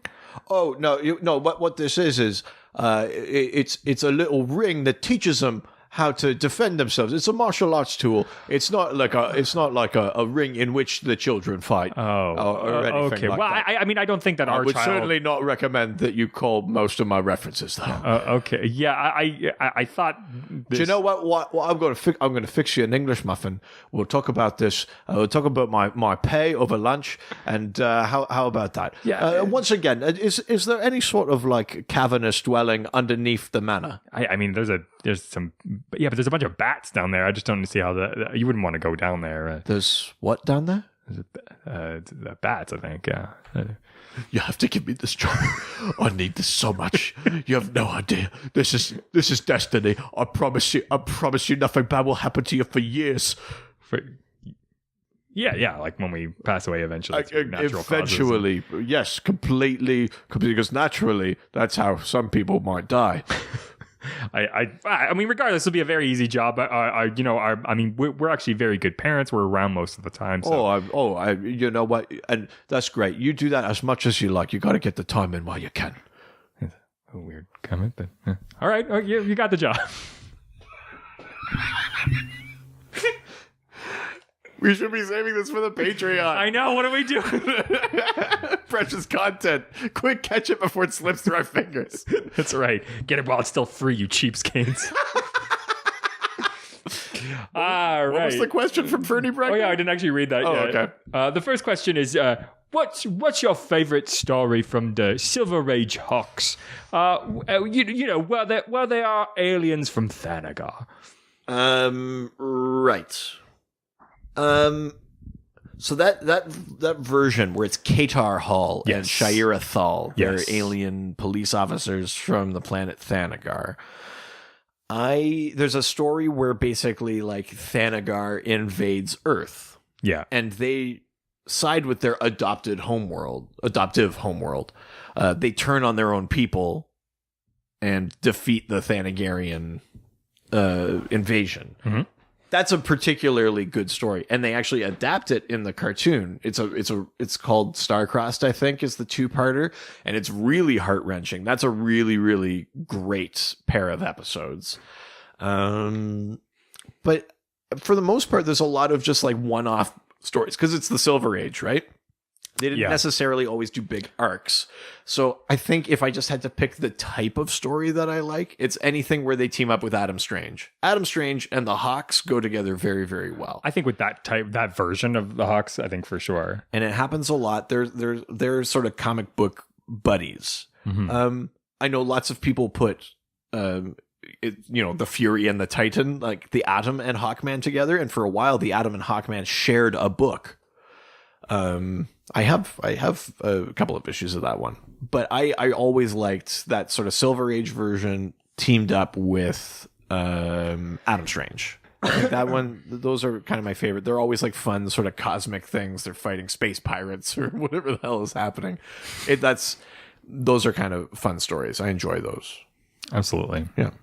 Well, the next question comes from Jesse from Puff-cheeked pastries, makes lots of food, makes delicious treats for me. I wish I could cook. Puff-cheeked pastries, makes lots of food, makes delicious treats for me. I wish I could cook. I'm surprised we pulled that off. Yeah.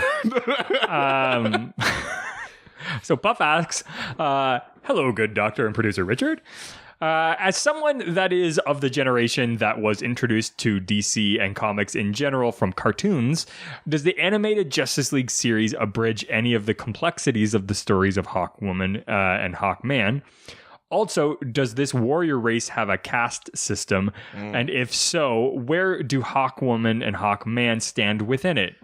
Also, finally, what is the biggest failure of their people and how has it shaped the characters? P.S. I'm not saying he did anything, but Alfred did nothing wrong. No, I'm not going into it. I'm saving it. Yes. Not giving away our best ideas for free. Yes, that's really the peak of this podcast. That's saying something. So, yeah, there's a few questions in there. So did the animated Justice League series abridge any of the complexities of the stories of Hawkman and Hawkwoman? It did. So I've talked about how Shayera in that show is the Thanagarian. But you are introduced eventually to Carter Hall, who is like the archaeologist, the reincarnating one. And they do a series about how they kind of cast it as like maybe he's insane, but they kind of do it where he's like, no, like we're meant to be together. Yeah. Like you're the one, we keep reincarnating. And Batman has doubts and things like that. Like they put a weird sort of spin on it where you're not actually sure whether or not he's telling the truth. So you kind of simultaneously have both versions in there. So that's their way of kind of addressing that there are two separate things. Yeah. It's neat too because, obviously Hawkgirl is the primary character in that series. She's in all the seasons, right? She's rad, yeah. But Hawkman is in like 3 episodes. That's nice to see as well. Totally. So and then also the warrior race do they have a caste system? They absolutely have and a where do they caste stand system. with that? So in a few versions, Shayera has been like a princess or things like that. I think in some versions, including maybe like the Savage Hawkman from the New 52, that Kadar Hall maybe was minor nobility or something, but was, in love, like punching above his weight because Shayera was a princess sort of thing. There's other versions where you see that like only certain sort of social classes of people on Thanagar get wings or have access to nth metal or things like that. Not everyone gets it. There have been obviously because so many different things have happened, there's a few different versions, but yes, I think it's safe to say that Thanagar does tend to be like a stratified sort of classist society. They also, because they are warriors, they tend to lean towards fascism. They often have like a ruler like that. It's usually, or in recent sort of decades, it's taken the form of a character called Onimar Sin, who sort of rules Thanagar. And sometimes there's a sort of religious element to it. Onimar Sin has like more control over nth metal than any other being, can make it do things other people can't. In the way that, like some characters can manipulate the speed force more than others. This is the same sort of thing for nth metal.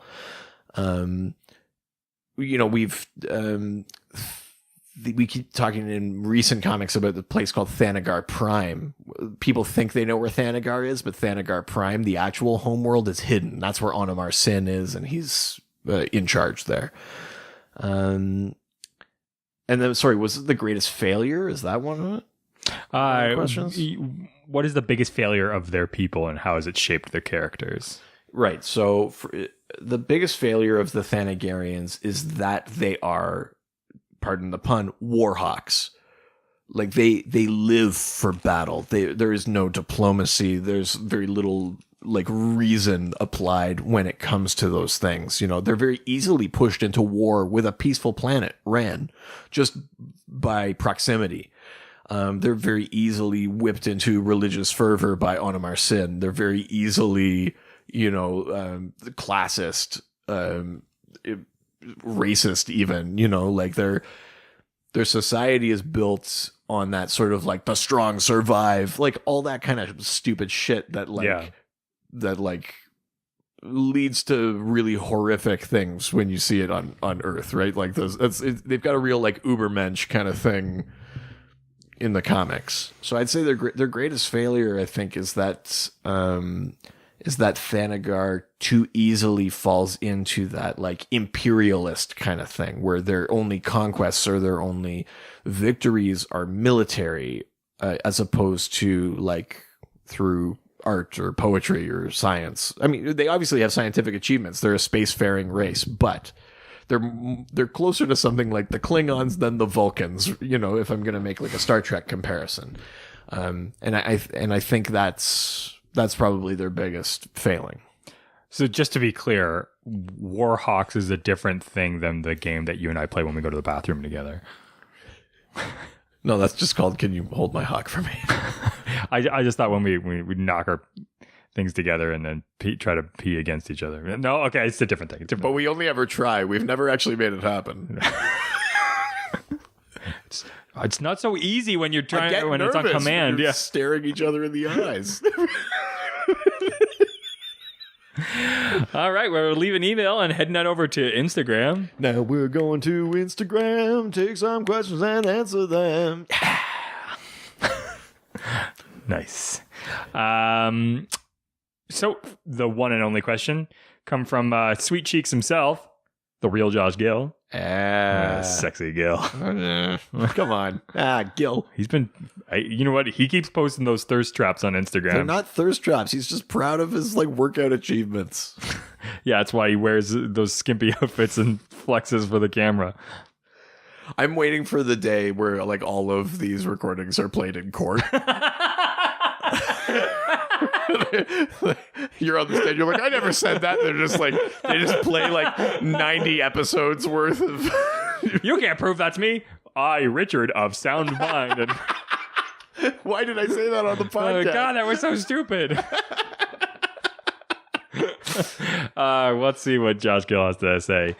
He asks, without retconning anything, good luck. How would you weave the history of the Hawks together to make it one cohesive story? And he also says Warhawk is Dr. Fate's brother and Dream's uncle because reincarnation?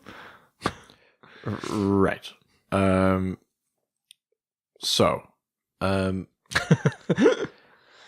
trying to like put out of my head the retcon that's currently happening to try and think how I would do it, because it's very easy to be like, I would do it this way, the way that they're doing it. Aren't I smart? I think I'm probably not that smart, and I probably would have done maybe something similar to the shit that they were doing that they kept fucking up, which was if you take the idea of the original one and their souls reincarnating, I maybe we go to some place like at a certain point in some battle with Hathset where they think they're about to break the curse or the cycle, they end up like severing their souls or something. So then you could potentially have two versions existing at the same time, and then you'd have to find a way to put them back together again. That kind of shit has a little bit happened, but it was like the time they were still so concerned about like when shit happened, and they were fucking that up that it didn't work. But I think the idea of like their souls being sort of split and then coming back together into one thing is not an unreasonable way to deal with that. Yeah. And I think they did almost make it work, but the problem was that, yeah, Hawk World got set in the present instead of like being like, yeah, instead of being like Man of Steel or like Batman Year One, or there was a Wonder Woman one. Like there was a few of these things that were trying, like this is the new origin post Crisis, and I can't think of why they did that. I don't actually know the story of why they would be like, "Oh, you're doing an origin. Can you set it now?" Like, I don't know what the rationale is for that, but I think the key is that they take the whole like laser beam Hawkman, and then one day they just suddenly cut to it's a new book, and it's Hawkman and Hawkwoman in bed, and Hawkman's just like, I just had the craziest dream. Oh my god, the whole thing was a dream. And you were there. Who shot Qatar? Fuck. That's very funny. Yeah, I mean, you could also do that. Warhawk is Dr. Fate's brother and Dream's uncle? Okay. So, yeah, there is a bit of continuity that's kind of not been addressed, which is that Warhawk is a character in like Batman Beyond and things like that, who is the son of Shira and Green Lantern John Stewart. That's the like Jesus. That's the animated thing. Yeah. But Batman Beyond's continuity is now part of the DCU. There is a Batman Beyond book. We've seen those other characters in there. So if that Warhawk is meant to have a similar origin, then yeah, I mean, he would technically be more of like a step sibling. Now the Dr. Fate thing, that's Hector Hall. That's who we talked about off the top. That is a child of Hawkman and Hawkgirl who also reincarnates. He was the Silver Scarab. He was trapped in the Dreaming for a bit. He then reincarnates into the body of Hawk and Dove's child and becomes Dr. Fate, because he basically inherits the powers of the Lords of Chaos and Order and has the reincarnating power of the Hawks. Yeah. So that is Dr. Fate. Now, Hector Hall, before he reincarnated as Dr. Fate, like I said, he was trapped in the Dreaming for a bit. His soul was trapped in there with his wife, Lita, who was Fury.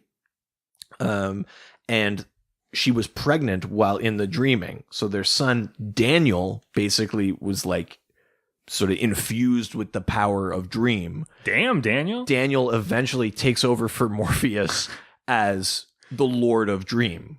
Daniel is the current like Dream. Yeah. Dream of the Endless, because Morpheus eventually hands that off to him. So there's a lot of mythologies tied together there. You have Hawkman and Hawkwoman over here. You have Hawk and Dove over there. You've got Dr. Fate in there. You've got Dream of the Endless over here. Lita, like the mother of Daniel, she's the daughter of like Wonder Woman and Steve Trevor. So you have like the Amazonians are tied in there. Like there's a lot of things end up coming together in and around Hector Hall. Who was Dr. Fate. So yes, there are siblings and things that occupy different realms of DC. It's a weird little like nexus where things come together is Hector Hall. Good Lord. Yeah. Well, that was it. Yeah. Holy shit.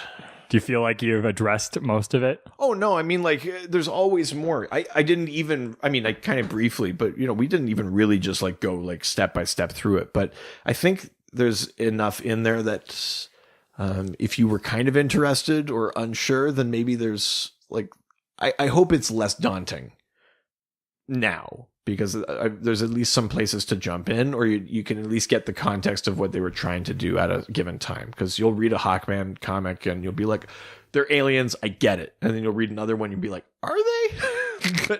but if you at least understand what they were trying to fix or what the two versions were, then it makes it more enjoyable to just go back and pick up an issue and read it. And like, yeah, you're going to see those errors. You're going to see the shit that doesn't make sense, but you can at least just clock it and then just enjoy the story for what it is. So hopefully that is the case now that we've done this episode. All right. Well, with that, you know what time it is. It is time for the segment that we never remember. Don't remember it. It's called Doc H. It's not called Doc H. Dial Doc. It's called Doc H. Dial Doc, which is our callback to the Dial H DC comics, which is basically a comics tell the story of a character who discovers a phone booth that when he dials hero, it will transform him into a unique, though short-lived, superhero or villain. I guess he has to dial villain to get the villain, but you get it. Yeah. So this is what we do every week. We try to come up with our own Dial H or Dial villain or whatever character randomly, as I sort of ramble on to do this so I can give myself more time to come up with a character. Sure. Because the Doc has one already. I do. Oh, okay, good. Yeah, I mean, yeah, whatever. That's cool. I already got one, so it's fun. Do you know what? Let me go first. I mean, if you must. I know you're ready, but let me go first. No, totally ready. My character is called... my character... He's looking around the room. My character is called Picture Frame. Yeah, microphone, headphone stand. My character is called... Glass of water. My character is called Zodiac Countdown. Zodiac Countdown? Yeah. So... if we imagine that the time frame that the dial H, like the H dial works is like whatever, it's like an hour or whatever. Yeah. So then there are 12 zodiac signs. Oh, okay. Right? Yep. Yeah. So it means every 5 minutes, this character goes through the cycle of the zodiac, turns into basically like an anthropomorphized version of that animal. But also gains whatever like their primary like astrological trait is. So like, if they're a crab, they're really like. Well, I'm gonna show how little I know about astrology. But let's say like they're in the phase where they're Gemini, maybe they become duplicitous. Maybe they'll backstab, or maybe like the Scorpio is like broody, mysterious, or maybe like the Aquarian is like it's fine, or. I might be making shit up for what these are, but my point is... The crab's like, I want to go home. My point is you become like an anthropomorphized version of your zodiac animal. Yeah. And you get their primary personality trait. So every 5 minutes until the cycle is complete, you turn into something different. So you could be in the middle of a fight. You could be going like, if you're Taurus and you're going really viciously because you're like a bull, and then you turn into whatever the next one is, and you could be like totally like docile. Yeah. Or mopey or whatever. So yeah, Zodiac Countdown is my character for this week. My character is a hero. Oh, a first, yeah. And they exist in the late 1600s. Sure. The character's name is. You couldn't speak more slowly. I want to hear what this character's name is.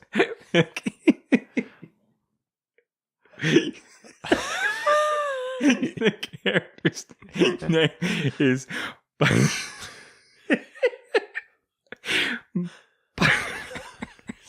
Jesus. The character's name is Pirate. Oh, for fuck's sake. He just tells you whether or not your pie is any good. No, he's half mathematician, half pirate. And he's angry. He's irate. Whenever whenever he gets mad, he can use math to fight villains. Oh my god! Like in like the Sherlock movies. So he's like sitting on like a mast, and he can like see exactly the like how like what the distance he needs to jump to land on a board that'll like fling the villain. Like the world to him is like a Rube Goldberg machine. Yeah. Pirate. Oh, for fuck's sakes. Yar. 3.14161. 159. Well, so whatever. I didn't fucking know, you dork. Get him! No! You're out of luck. Okay, so holy shit. Pirate and Zodiac Countdown. Yes, well. Add them to the list. That's right. Someone needs to make a wiki for these. Oh my god. A wiki of just universe characters. Josh, you don't have to do that. yeah. Oh my god, Josh. You have so much work on your plate. Yeah. You gotta lift those weights. No. Get all sweaty. Oh my god! Take those photos. As you'll hear, Your Honor, he's clearly masturbating in the background. Oh, that's fucking vile. Well, we'd love to hear what type of characters you residents, you guys and girls can come up with. Or you guys, girls, and everything in between. I'm trying to keep it. Yeah, you can just say you residents. I know, but I caught myself when I was trying to fix it, and it's just the only way to get yourself in a hole is much like Hawkman continuity. You made that worse the further in you went. That's you know how to get yourself in a hole. Grab a shovel, dig up. That's right. We would love to hear what characters you guys can come up with. So use the hashtag DialDoc and send us your idea for a hero or a villain, or you can send us a question even for our what's the next episode going to be? Oh, that's a question I know the answer to, and the answer is input theme. You don't know, do you? I don't know. Do you know what? Let's talk about like sex, baby. No, let's talk about realms. Realms. Yeah. So let's talk about like planes of existence, different things like that. Ooh, I like that. That's the theme for next week. Okay, well, that's the quickest we've ever come up with that, just on the spot. Ooh. So if you want to send us questions about realms, apparently, just you can. Well, don't be shitty about it.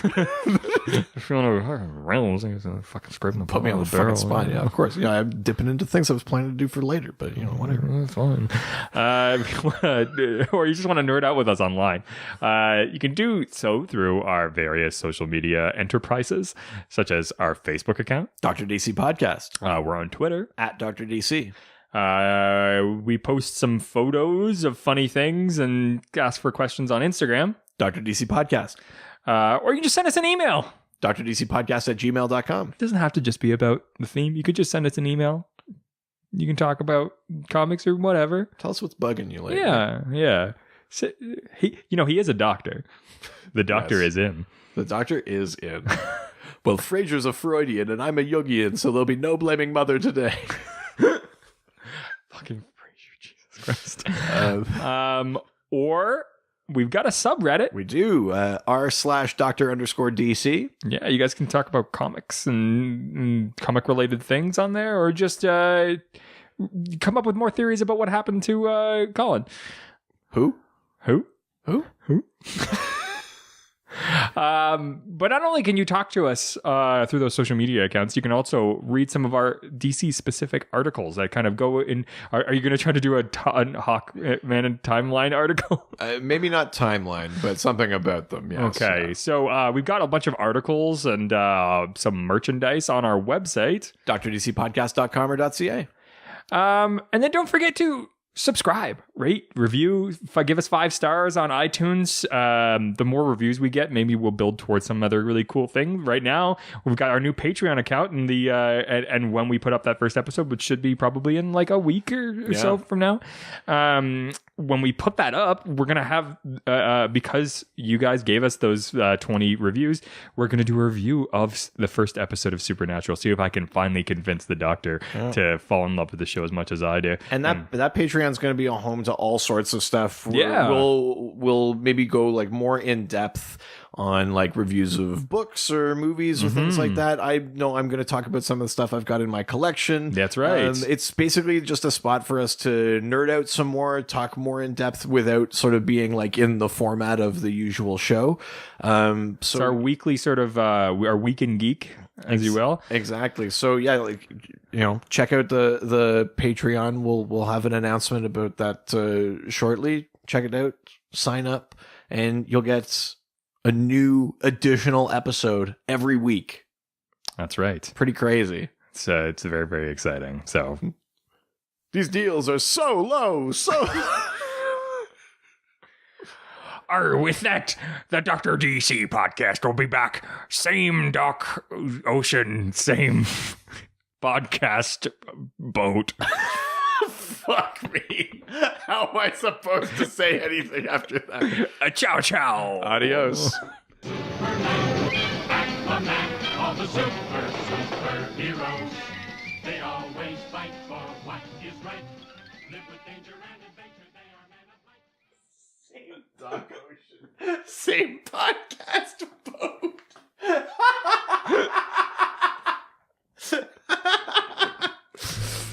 Oh, that was amazing.